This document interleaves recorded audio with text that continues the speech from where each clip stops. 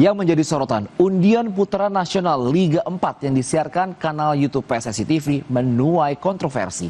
Dugaan adanya manipulasi membuat desakan untuk mengulang undian dan menindak tegas mereka yang terlibat pun mencuat. Dari tingkat provinsi. Video undian putaran nasional Liga 4 sempat disiarkan langsung PSSI TV di kanal YouTube-nya, namun akhirnya di-take-down alias dihapus.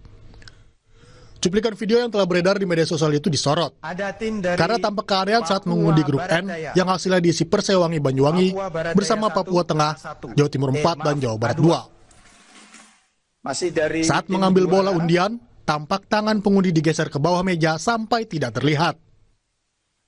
Kemudian ia mengangkat kertas yang terlihat terlipat lurus dan mengumumkan nama timnya. Dari Provinsi Banten. Kecaman pun muncul dari sejumlah pihak.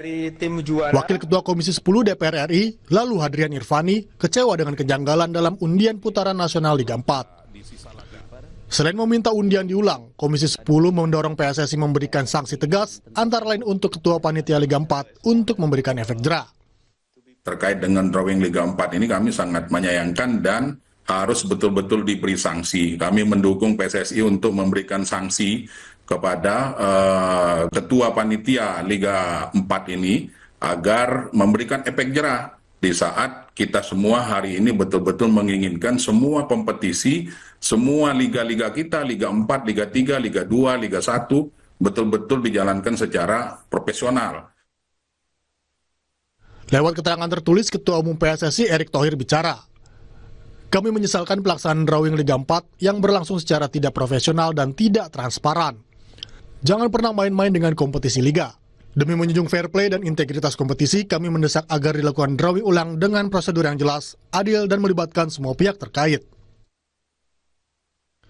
Analis sepak bola Firzi Idris menyebut, PSSI harus mengendalikan anggotanya dan menjatuhkan sanksi untuk memberikan efek jera.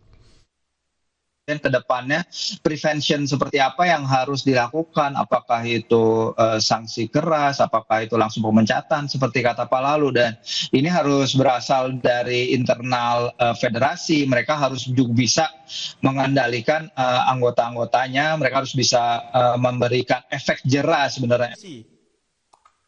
PSSI memutuskan untuk menggelar pengundian ulang. Pengundian akan disiarkan langsung melalui kanal YouTube PSSI TV.